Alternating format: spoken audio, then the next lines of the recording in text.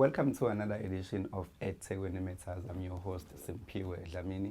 Today we are in discussion with the head of our real estate unit, Mr. Thapelo, Mmusinyane. Mr. Mmusinyane, welcome to EThekwini Matters.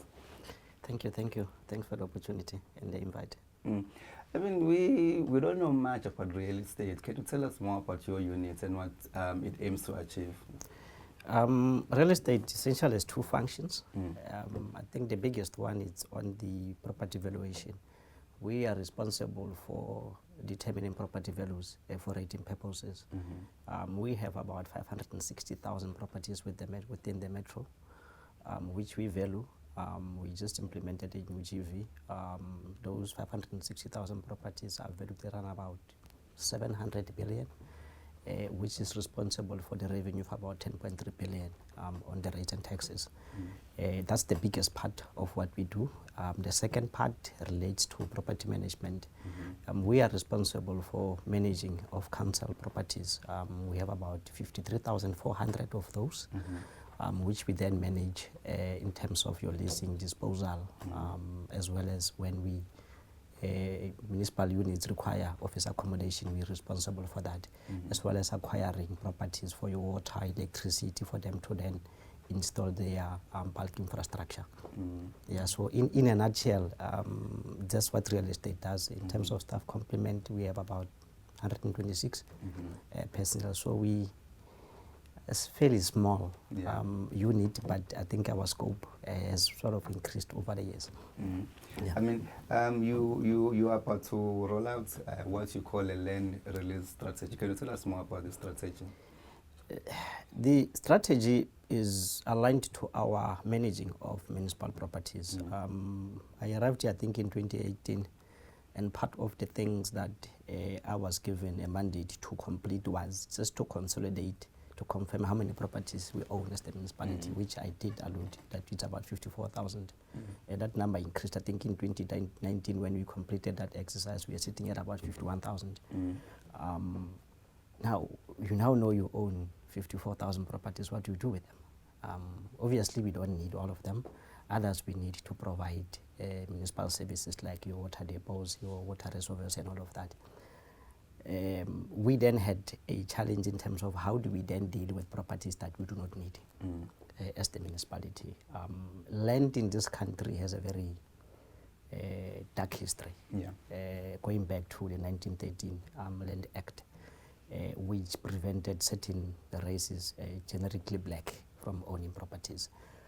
Now, the land release strategy was to try and address what is a constitutional provision, specifically section 25(5) of the Constitution, that says organs of state must make sure that there's equitable access to land.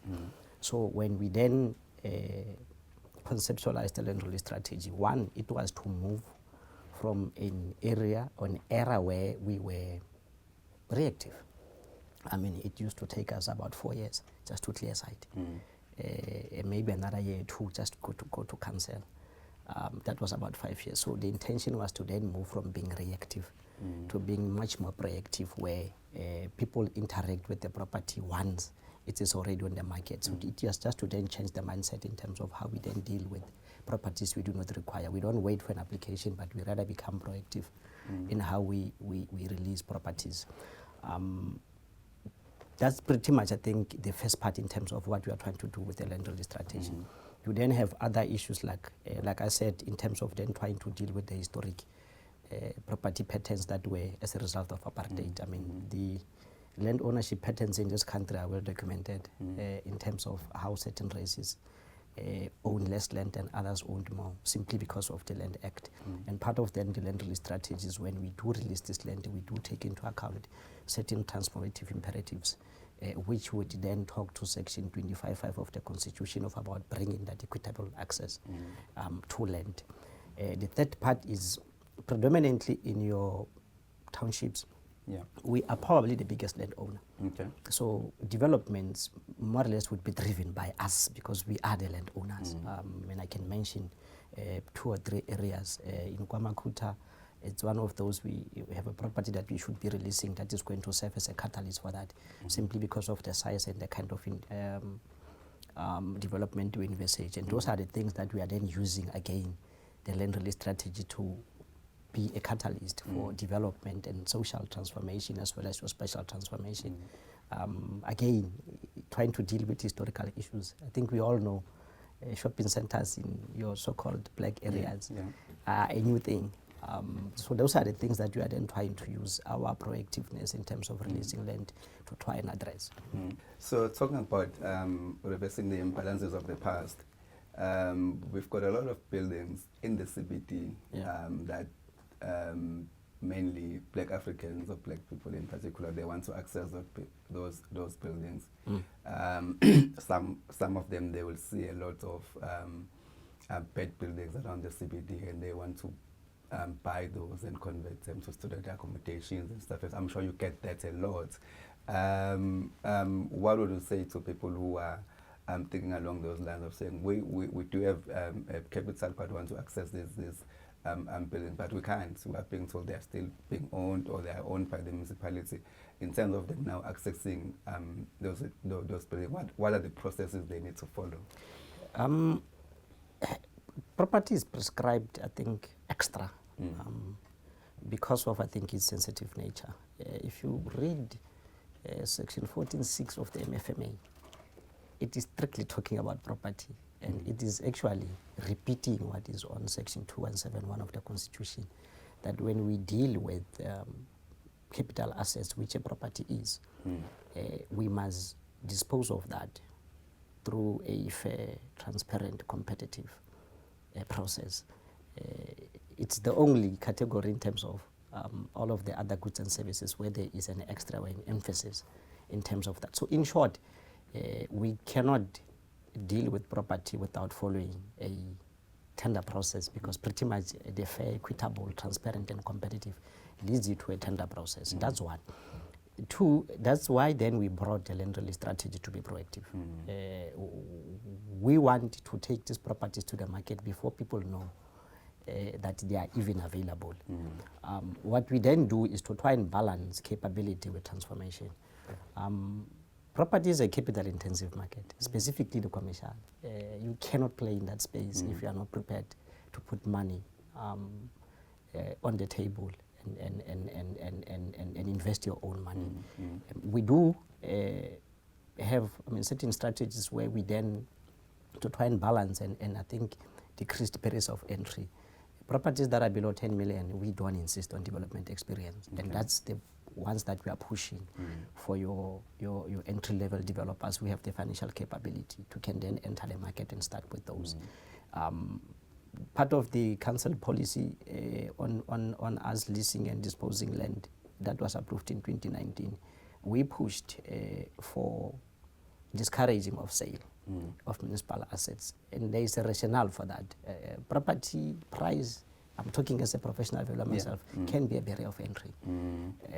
And two, we want to still keep the transformation aspects in check, and we can only do that if we are then going, one, proposing long-term leases.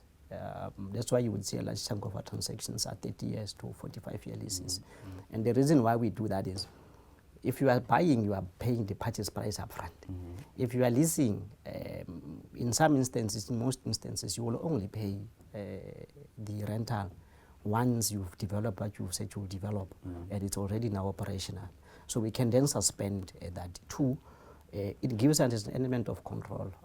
What happened in the mining industry in these countries is what we learned from, that you have the once empowered, always empowered, where mining companies sold shares to black people, and the black people sold off.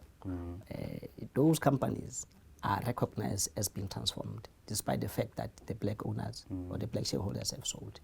Now, what the lease empowers us to do is, if we've given you a lease for 45 years at a certain level of BEE ownership, you are then supposed to keep the same level across the lease period. It gives us that element of control to be able to then make sure that we do not reverse the gains of transformation, that we then put measures in place to make sure that they happen. After 2 years, the lease is ceded to somebody who has a probably less empowerment credentials. So that's what the lease model that we followed allows us to do, that we are able to waiver some of the costs which would have been paid upfront if you are buying. But at the same time, it gives us that monitoring tool to then make sure that what we are doing, we are actually doing real empowerment, and we are then even restricting how the change of ownership can happen within the lease period. So then, where do we get the strategy? If I want to find out more about the strategy and familiarize myself with this land release strategy that you're talking about? We do have it available, I think on the council record, but the implementation thereof, we advertise properties every 3 months, every quarter. And at any given go, we try not to have less than 10. We do mix them up a bit. Your high value, which is where we require, and high value for us is anything that is valued at about 10 million. And low value is below 10 million. So we do try and have a mixed bag so that we can appeal to your established developer, to your high value properties, and your emerging developers with your low value properties. So on a quarterly basis, we do have releases in terms of how we then deal with the advertised properties. Yeah. Now the issue that is now on, I don't want to call it a thorny issue for you as the head of real estate, is the issue of the fun world in the beachfront. I mean, we've had a lot of people saying things, you know. We've also seen you in some of the media platforms trying to explain what is going on with the issue of fun world. Can you just let us in exactly what is that is going on with the issue of fun world? Fun world is a historic lease. I think it's, my mother is not, it's 62. That lease is older than her.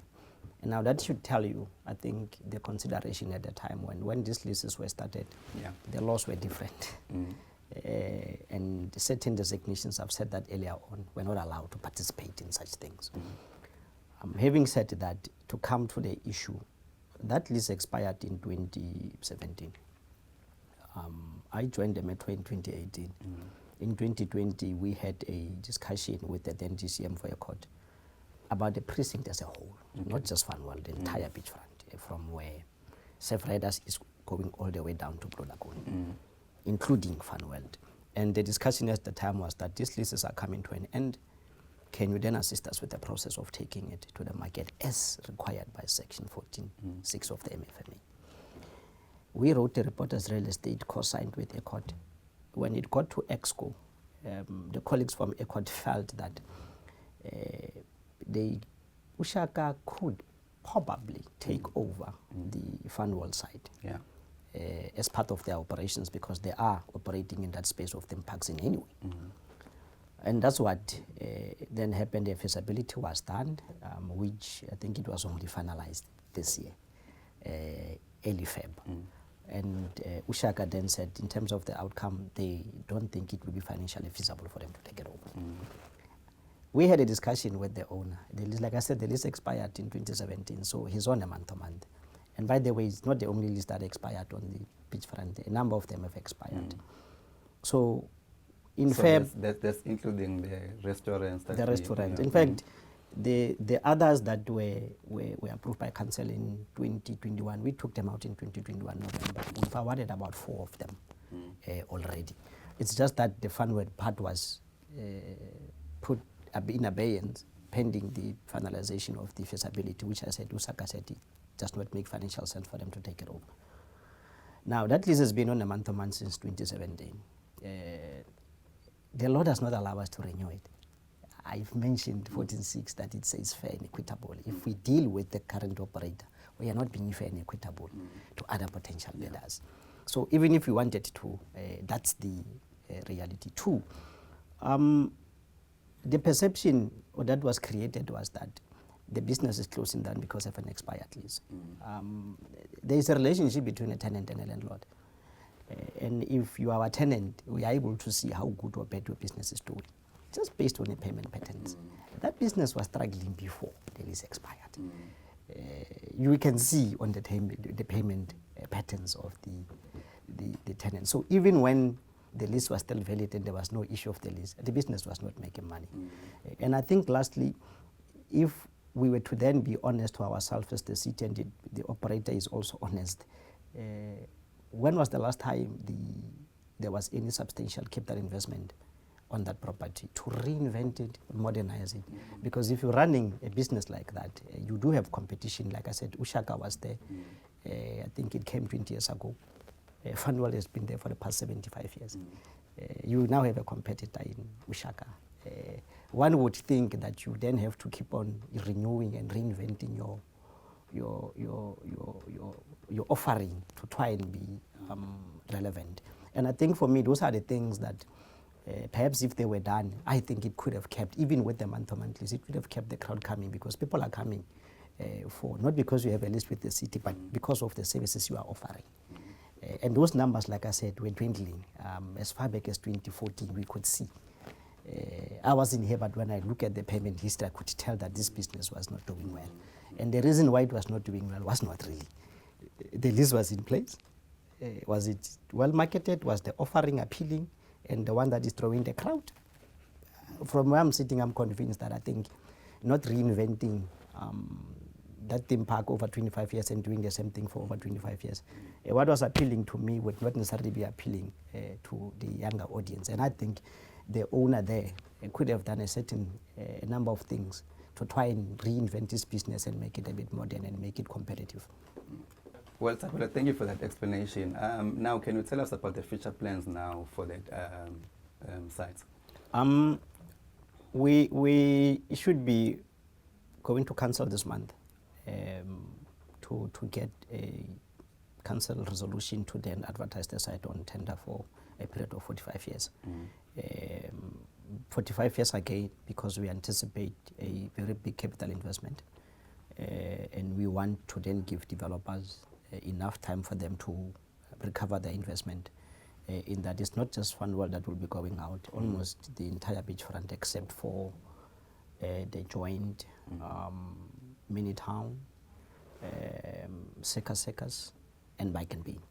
Those four, we do have decisions in terms. I think there's only one where we're just waiting for a final decision for what which is the joint, but the other three, many towns, Sekas, as well as Bike and Bean, those we've awarded. The capital investment for the four proposes about 200 million that we will be invested in that specific area. I think the jobs is around about 150, and that's the whole plan about the promenade as a whole. So others would be going out probably before the end of this month on an advert. Our advert period is 3 months. The reason why is because of certain mandatory requirements that we insist on. We want the concept plans in terms of what people are going to be developed, so that we can see aesthetically what is it that is being proposed and if it aligns to the zoning. Two, again, just to test capability, is to then insist that we must get some sort of confirmation that funding would be made available.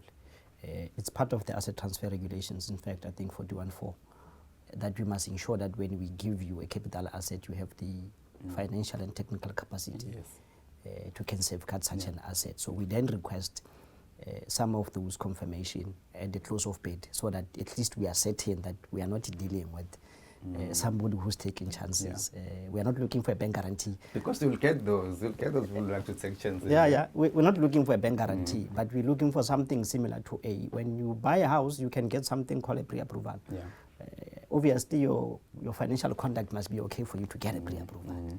It's not committal, it's just saying we'll consider funding him for $1 million based on his conduct and his credit score and all of those things. In commercial property, we call it an expression of interest, which is not, again, it's not a bank guarantee. It's just saying we've looked at this proposal, we think it makes sense for us, and if he's successful, we'll be happy to give him the 100 million he requires if he is successful. So that's why our period is 3 months. So we anticipate that I think by the end of the year, we should have done both the advert as well as the processes post the closing of the advert of evaluating for not just Fun World, but I think most of the assets I've mentioned on the beachfront. Yeah.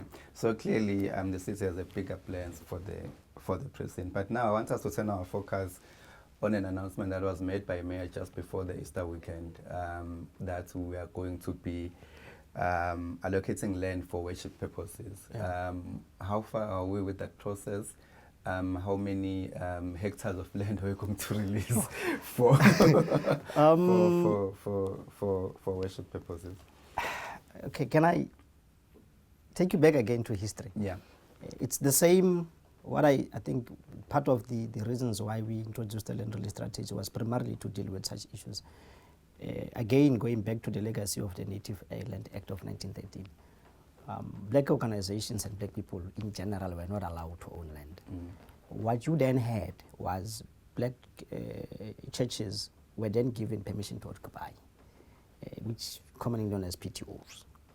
It's an inferior form of a property right.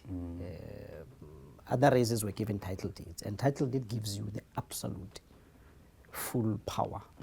You can't go to court. Just to give an example, you can't take me to court on a property you have a PTO if I've occupied it illegally.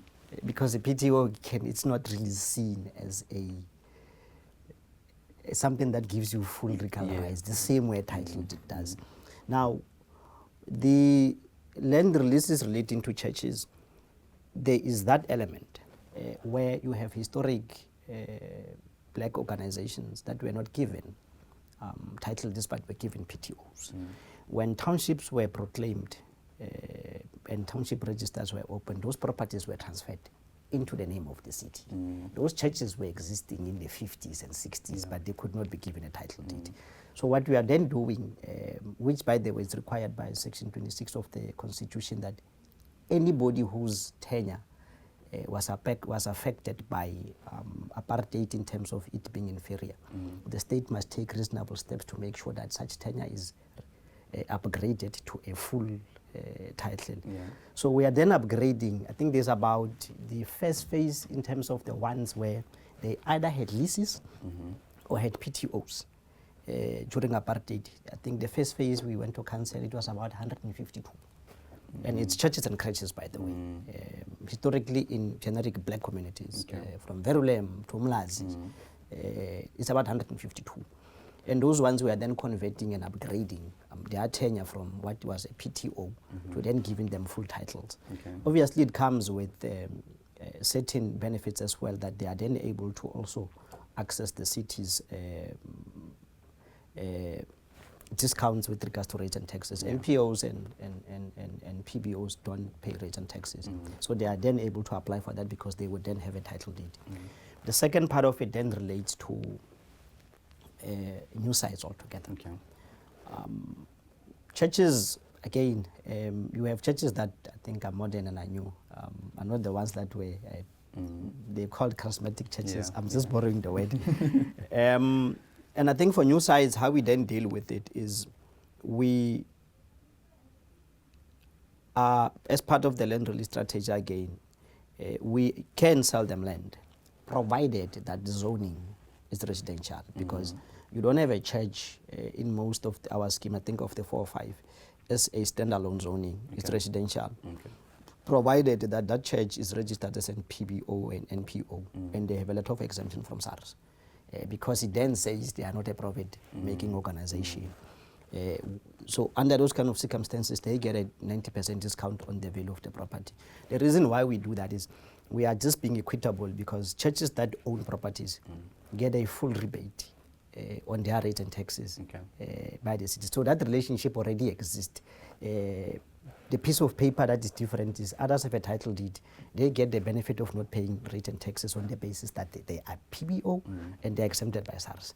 On the other side, when we are then selling, we are selling them a property. We are then applying the same principle to say, you don't have a title deed, but you're going to end up with a title deed. We will then get the same treatment in terms of getting that a discount. Where we have more than one application on one site, that's when we actually have to follow the tender route. Because we are then have to be fair.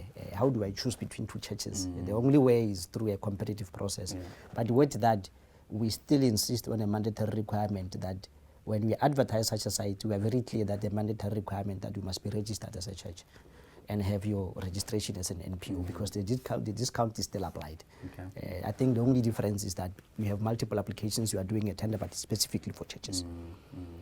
So there is that two processes that we are running. There is the upgrade of tenure part, which has its own unique circumstances where we are then inviting churches that had leases, PTOs to come forward, and we convert those into full title at no cost. The ones that are then applying for new sites and all of that, we're selling that at a 90% discount, provided that they are registered as NPOs. Okay, so in this case, those that already have lease agreement, they don't have to then initiate a process of being upgraded. It is the municipality that is handling that process. Or do we have to initiate, as a church, do we have to come to you and say, guys, we've been leasing this land for so many years. We've heard about this process of allocating land to for place of worship. It's both ways. We've been proactive, and that's why we took the 152 first. Okay. And what we then did with that advert was to invite others that were not part of the list, because the ones that were on the list were the ones that we knew of. Okay. You must remember that we are only dealing with churches whose land is still registered in the name of the municipality.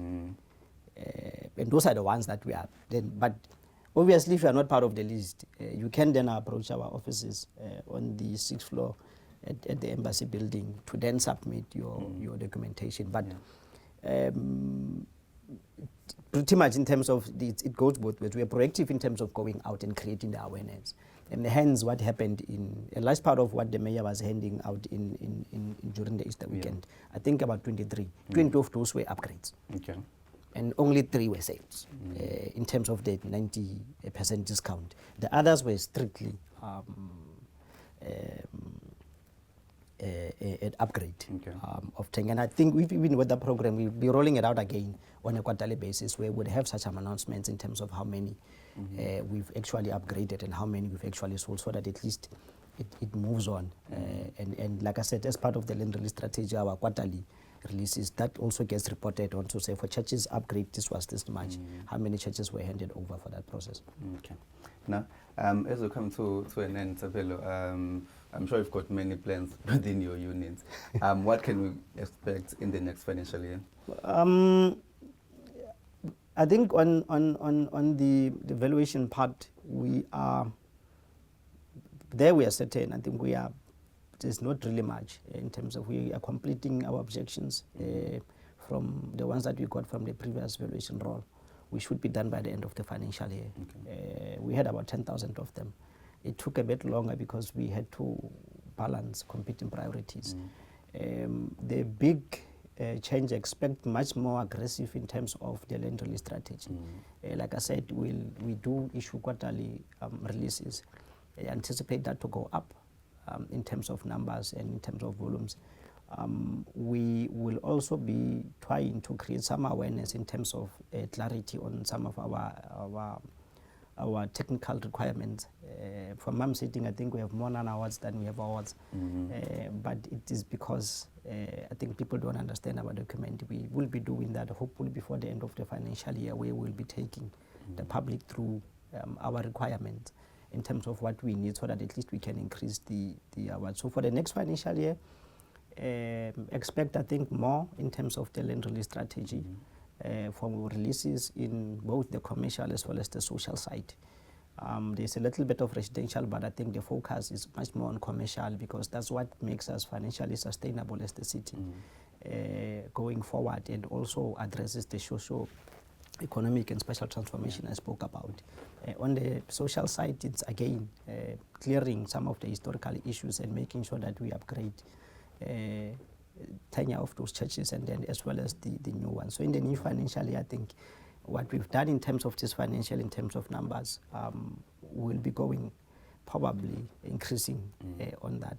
I think the last 4 years I've been here, our performance every financial year, we've always strived to do better than we did the last financial year. I think we did good for this financial year. Next financial year, it will then to top that and go beyond, so that we can keep on improving going forward. Thapelo, thank you so much for joining us on EThekwini Matters. Okay, no, thanks. Thanks for the invite and the opportunity. Okay. Well, that's all we had for you this week. Do join us next week for another edition of EThekwini.